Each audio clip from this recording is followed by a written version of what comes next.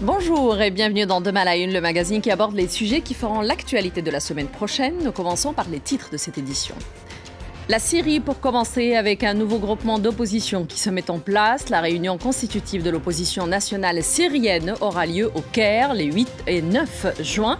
Et elle se veut 100% syrienne avec un agenda purement syrien selon les organisateurs.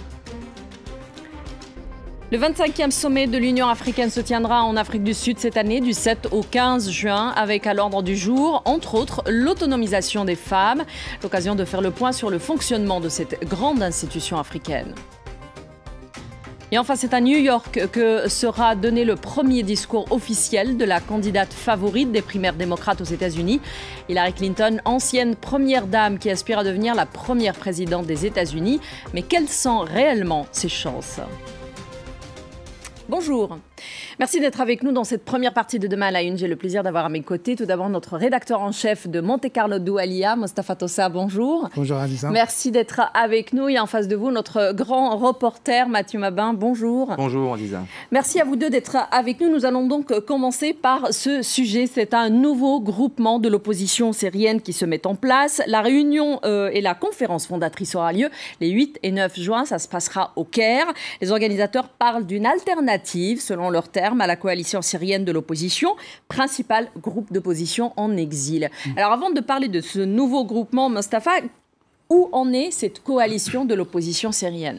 Oui, Aziza, il faut le dire tout de suite, cette coalition de l'opposition syrienne se trouve dans une situation au projet politique très flou, pas lisible, ballotté entre différents capitales, différents agendas, sous pression de différents pays, le Qatar, l'Arabie Saoudite, le Koweït. Et donc, tous ces éléments-là ont fait qu'elle ne parvient pas à s'imposer comme un véritable interlocuteur ou capable de préparer une alternative à Bachar Assad. D'autant plus qu'elle est, parce qu'il y a eu ces antagonismes internes, elle n'est pas parvenue à convaincre la communauté internationale de lui accorder et les armes et le standing politique qu'elle mérite, ce qui fait que cette coalition est là, mais sans qu'il y ait une réelle présence politique, à tel point que certains groupes ont pensé construire une autre opposition beaucoup plus crédible et capable de traiter avec le régime et de traiter avec la communauté internationale. Alors, la coalition, c'est un ensemble de groupes de toutes les manières d'opposition, dont le plus grand, c'est bien sûr le Conseil national syrien,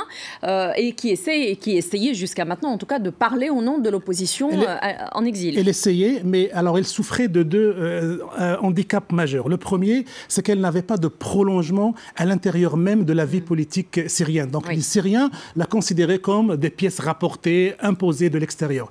Et le deuxième handicap, c'est que sur le terrain militaire, elle ne parvenait pas à s'imposer militairement face à ce que fait par exemple des groupes militaires très très déterminés comme Jabhat Nusra ou Daesh. Donc cette opposition syrienne dite modérée, dite démocratique ou laïque ne parvient pas à s'imposer sur le plan et politique et militaire. Ouais. Alors Mathieu, les organisateurs du nouveau groupement dont on vient de parler, qui se donne comme nom l'opposition nationale syrienne, lui se dit on tient une réunion au Caire, elle est syro-syrienne, 100% financée par nous-mêmes, téléguidée par personne, et là on lance des petites piques aux autres, et avec un agenda et un ordre du jour purement syrien. Est-ce que ça existe ? Est-ce qu'il y a moyen de faire exister un groupe qui n'a aucun soutien à l'extérieur ? Alors d'abord, il est extrêmement difficile d'avoir des informations précises sur cette organisation, celle que vous décrivez. Tout simplement parce qu'évoluer en Syrie aujourd'hui et rapporter de manière indépendante, ça n'est pas possible, clairement. Lorsque des journalistes occidentaux ou même des observateurs étrangers, ça pourrait être des journalistes d'Afrique du Nord par exemple, sont invités à couvrir l'actualité syrienne, ils sont téléguidés, ils sont extrêmement encadrés par les services de communication du régime de Bachar al-Assad. Ça, c'est le premier point. Donc avoir un regard objectif sur ces gens-là, c'est très dur. Ce que l'on sait en revanche, c'est que après les déclarations des principaux leaders occidentaux, on pense à Barack Obama, on se souvient des déclarations de François Hollande, rappelez-vous de la crise des armes chimiques à Damas. Absolument. Il y a un peu plus de 2 ans. Il est inenvisageable de revoir Bachar al-Assad serrer la main de Barack Obama, dans aucune circonstance. On considère que sur le plan diplomatique, les déclarations sont allées beaucoup trop loin. Même un successeur de Barack Obama ne pourrait pas se le permettre, très probablement. Ce qu'il est permis d'imaginer, mais là on est vraiment dans la prospective, c'est que Bachar al-Assad organise sa propre succession à travers cette organisation. Bien entendu, Bachar el-Assad a déjà gagné la guerre en quelque sorte. Rappelez-vous, il y a 2 ans et demi, même il y a 3 ans, on attendait la chute imminente de Bachar el-Assad. Les meilleurs éditorialistes français, américains, britanniques prévoyaient la chute de Bachar el-Assad. Il est toujours là, sous la perfusion financière russe, chinoise, de ses principaux partenaires en réalité.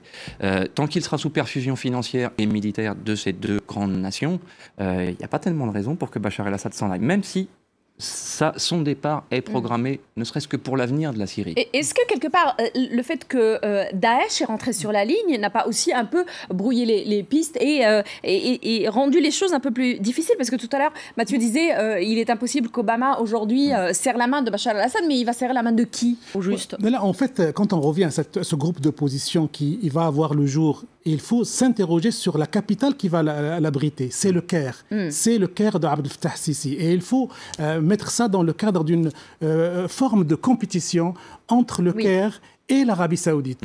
Il y a une divergence actuelle, une divergence d'appréciation sur la situation syrienne entre le Caire d'Abdel Fattah Sisi et l'Arabie saoudite du roi Salman. Alors, il ne faut jamais oublier qu'Abdel Fattah Sisi, depuis qu'il est arrivé au pouvoir, a vu d'un très bon œil le fait de reprendre langue avec le régime de Bachar el-Assad, ce que Morsi avait... Morsi s'est acharné à couper les relations diplomatiques. Alors qu'Abdel Fattah Sisi se verrait bien en intermédiaire entre l'opposition et le régime de Bachar el-Assad. Alors pour revenir à ce que dit Mathieu tout à l'heure, effectivement, on est en train de réfléchir à une manière de mettre les opposants syriens avec Bachar el-Assad autour d'une même table, sous parrainage international, et donc russe, français, américain et iranien, pour préparer une période transitoire. L'opposition syrienne telle qu'on la connaît est très ferme et ne veut absolument pas prendre langue avec Bachar el-Assad. Alors cette nouvelle opposition sous influence égyptienne et donc peut-être internationale va pouvoir garantir des contacts avec le régime syrien et donc donner un coup à ce qu'on appelle le processus de Genève qui est chargé de préparer la transition. Absolument. L'opposition nationale syrienne a déjà annoncé qu'effectivement qu'elle était prête à négocier avec une délégation du gouvernement syrien sur la base du communiqué de Genève, ce qui est donc avec cet accord-là. Est-ce que c'est quelque chose que Bachar peut accepter? Vous êtes en train de dire quelque part que c'est déjà préparé pour qu'il puisse l'accepter. Mais quelle est la position de Bachar el-Assad aujourd'hui et jusqu'où est-ce qu'il a intérêt finalement à négocier avec ce groupement? Votre question est excessivement difficile, encore une fois. Si on pouvait interroger Bachar el-Assad sur cette question, ce serait plus facile pour nous, même son entourage. On ne peut faire que des déductions. Ce qui est certain, c'est qu'à moyen terme, la situation de Bachar el-Assad n'est pas viable. Donc, il est obligé d'imaginer une porte de sortie. Depuis plusieurs années, déjà, on parle du repli alaoui, là-bas, sur cette terre alaouite, à laquelle appartient Bachar el-Assad sur le plan culturel. Bien sûr évidemment, Bachar el-Assad quittera le pouvoir. Il est difficile d'imaginer qu'il meure à la tête de la Syrie d'une mort naturelle. En même temps, ça fait 4 ans qu'il tient. Oui, ça fait 4 ans qu'il tient, mais à quel prix? Ce qui est certain, c'est que la classe politique qui vit à Damas doit devenir à nouveau fréquentable. Pourquoi? Parce que Bachar el-Assad a très probablement enfanté le monstre qui le rend à nouveau fréquentable. Il a inventé un monstre pire que lui-même, c'est ce que disent ses détracteurs. Et ça y est, ça a fonctionné.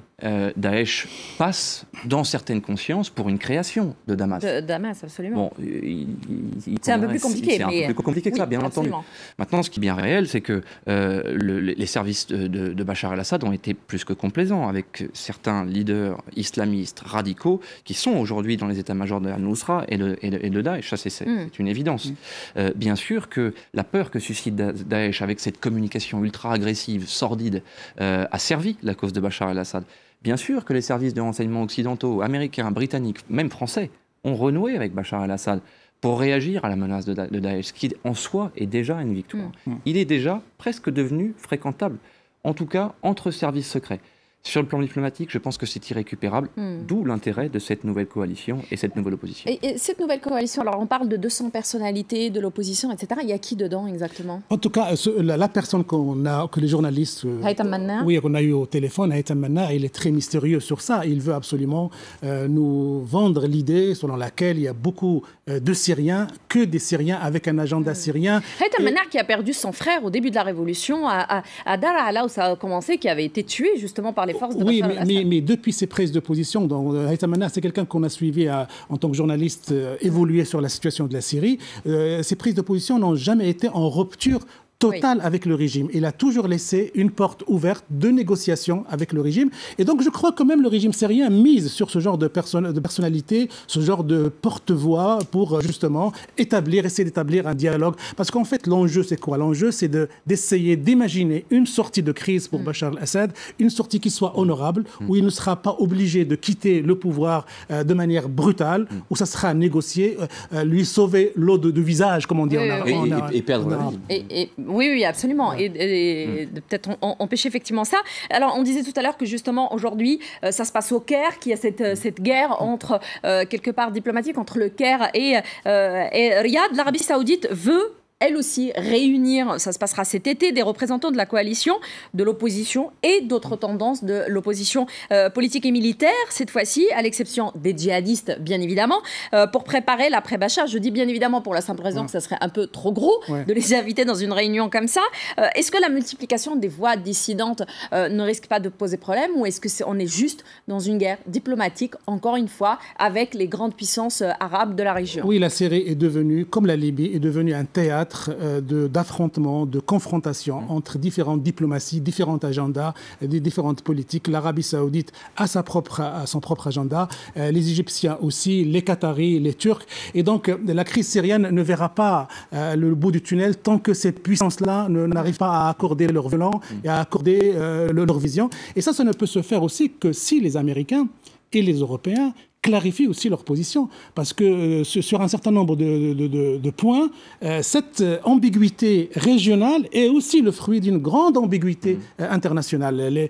Barack Obama ne veut absolument pas utiliser la manière forte pour éradiquer Daesh, Daesh, le grand monstre terroriste qui menace la région, et les Français ne veulent absolument pas s'approcher de la Syrie, bombarder la Syrie, de peur d'apporter ou de donner un cadeau sécuritaire à Bachar al-Assad. Donc il y a une grande ambiguïté qui résulte de tout ça.